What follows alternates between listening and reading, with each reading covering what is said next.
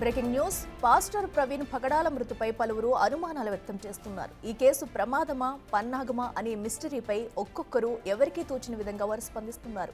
అయితే ఈ కేసును పోలీసులు పూర్తి స్థాయిలో దర్యాప్తు చేస్తున్నారు. విజయవాడ నుంచి రాజమండ్రి వరకు ప్రవీణ్ ప్రయాణాన్ని పూర్తిగా సీసీ కెమెరాల ఆధారంగా క్షుణ్ణంగా పరిశీలిస్తున్నారు. ప్రవీణ్ ద్విచక్ర వాహనానికి సమీపంలో వెళ్లిన రెడ్ కలర్ కారు కోసం పోలీసులు గాలిస్తున్నారు.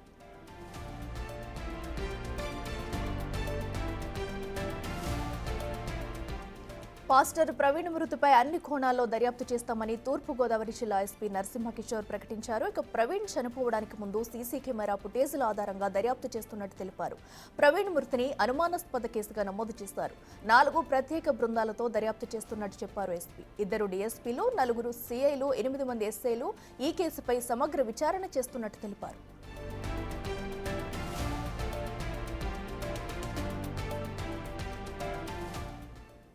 ఇదే అంశానికి సంబంధించి మరింత సమాచారం మా ప్రతినిధి శివశంకర్ అందిస్తారు. శివశంకర్, చెప్పండి. ప్రస్తుతం ప్రవీణ్ మృతిపై కూడా పోలీసులు దర్యాప్తు చేస్తున్నట్టు కూడా తెలుస్తుంది. మరి ఇప్పటి వరకు ఈ కేసులో ఏమన్నా వివరాలు బయటకు వచ్చాయా? పోలీసులు ఏం చెప్తున్నారు?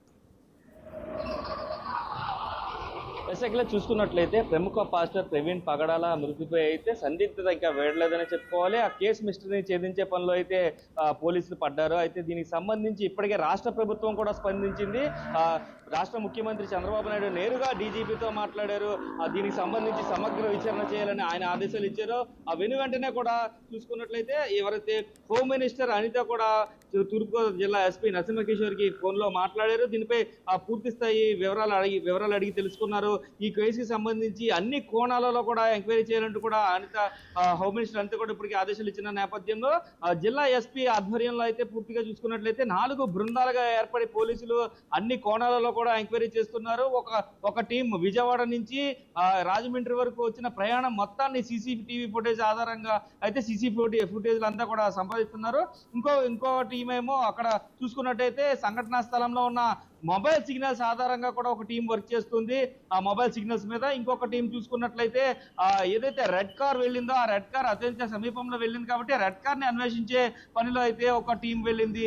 ఇంకొకటి చూసుకున్నట్లయితే లాస్ట్ కాల్ మాట్లాడిన రామ్మోహన్ అలాగే ఇంకెవరితో మాట్లాడారు అనే నేపథ్యంలో వారంతా కూడా ఎంక్వైరీ చేస్తున్న పరిస్థితి కనిపిస్తుంది. ఇప్పటికే దీనికి సంబంధించి కొవ్వూరు డిఎస్పీ దేవకుమార్ తో పాటు Rajahmundry north zone DSP Srikanth కూడా దీనిలో ఉన్నారు. ప్రత్యేక టీంలో వీరిద్దరు లీడ్ చేస్తున్నారు. వీరి కింద 4 సీఏలు, 8 మంది ఎస్ఏలతో కూడిన బృందం దీనిపై పూర్తి స్థాయి ఎంక్వైరీ చేస్తుంది. అయితే ఇప్పటికే సంఘటనా స్థలంలో క్లూస్ టీం కూడా అనేక క్లూస్ ని సేకరించినట్లుగా కూడా తెలుస్తుంది. అయితే ఈ నేపథ్యంలోనే అనేక అనుమానాలు వ్యక్తం చేస్తున్నారు. ఎవరైనా ఆధారాలు కానీ లేదంటే అనుమానాలు కానీ ఉంటే ఎవరైతే ఎంక్వైరీ చేస్తున్నారో ఎంక్వైరీ ఆఫీసర్ గా ఉన్న కొవ్వూరు డిఎస్పీ దేవకుమార్కి అయితే దీనికి సంబంధించిన డీటెయిల్స్ ను దేవప్రసాద్ కి ఇవ్వాలంటూ కూడా ఇప్పటికే తూర్పుగోదావరి జిల్లా ఎస్పీ నరసింహకిషోర్ చెప్పిన పరిస్థితుల నేపథ్యంలో పూర్తి స్థాయిలో ఈ రోజు రాజేష్ మహాసేన కూడా కొన్ని ఆధారాలు అతని దగ్గర ఉన్న కొన్ని ఆధారాలు తీసుకుని కొవ్వూరు డిఎస్పీని కలిసే అవకాశం కూడా కనిపిస్తుంది. 11 గంటలకి ఆయన కొవ్వూరు డిఎస్పీని కలుస్తారంటూ కూడా సోషల్ మీడియా వేదికగా ప్రకటించిన పరిస్థితులు కనిపిస్తున్నాయి. ఈ నేపథ్యంలో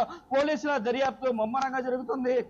అయితే దీనికి సంబంధించి కేసుని అన్ని కోణాలలోనూ ఎంక్వైరీ చేస్తున్నాం. మొబైల్ సిగ్నల్స్ ఆధారంగా, సీసీ ఫుటేజెస్ ఆధారంగా, అదేవిధంగా చూసుకున్నట్లయితే ఆ స్పాట్ లో వెళ్ళిన కార్ ఆధారంగా కూడా పూర్తి స్థాయిలో అన్ని కోణాలలో కూడా ఎంక్వైరీ చేస్తున్నట్లుగా కూడా తెలుస్తుంది. అంటే సంఘటనా స్థలం జరిగిన తర్వాత అక్కడ వేరే మొబైల్ ఏదైనా సిగ్నల్ అక్కడ ట్రేస్ అయిందా, ఆ పక్కగా వెళ్ళిందా, లేదంటే అక్కడ ఎక్కువసేపు ఉన్నా ఆ సిగ్నల్ బట్టి కూడా నిందితులు ఎవరైనా ఉంటే కనుక అక్కడ తెలుస్తుంది. కాబట్టి ఖచ్చితంగా ఆ కోణంలో కూడా పోలీసులు ఎంక్వైరీ చేస్తున్నారు. ఎవరైనా ఇంకా వేరే అనుమానాలు కానీ వేరే ఆధారాలు కానీ ఉంటే కూడా సబ్మిట్ చేయాలంటూ కూడా జిల్లా ఎస్పీ కోరిన నేపథ్యంలో ఈ రోజు రాజేష్ మహాసేన ఎటువంటి ఆధారాలను సబ్మిట్ చేస్తారనే ఉత్కంఠ కూడా నెలకొంది. అయితే ఇది ఖచ్చితంగా హత్య అంటూ కూడా కేఏ పాల్ కావచ్చు, మాజీ ఎంపీ హర్ష కుమార్ కావచ్చు, వీరందరూ కూడా పెద్ద ఎత్తున ఆరోపణలు చేస్తున్నారు. అలాగే క్రైస్తవ సంఘ నాయకులు కావచ్చు, పాస్టర్స్ కావచ్చు, ఖచ్చితంగా ప్రవీణ్ ని హతమార్చారంటూ కూడా వారు పలు అనుమానాలు వ్యక్తం చేస్తున్నారు. ఎందుకంటే బైక్ ప్రవీణ్ మీద పడి ఉంది. ఒకవేళ యాక్సిడెంట్ జరిగితే కనుక బైక్ పూర్తిగా ఆయన పైన ఎలా పడిపోతుందంటూ కూడా ఇప్పటికే అందరూ ప్రశ్నిస్తున్న పరిస్థితులు కనిపిస్తున్నాయి. ఈ నేపథ్యంలో పోలీసులు ఈ కేసు సవాల్గా తీసుకున్నారు. చూసుకున్నట్లయితే దీనిపై ఇప్పటికే 48 గంటలుగా పూర్తి స్థాయి ఎంక్వైరీ మొదలు పెట్టారు.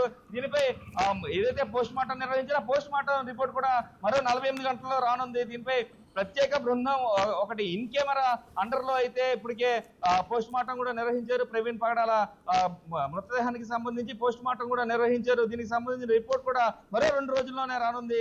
సో ఈ రిపోర్ట్ వచ్చే లోపే కేసుకి ఒక కంక్లూజన్ తీసుకురావాలని పోలీసులు ముమ్మర స్థాయిలో అయితే దర్యాప్తును కొనసాగిస్తున్నారని చెప్పుకోలేక. Right Sai Shankar, thank you.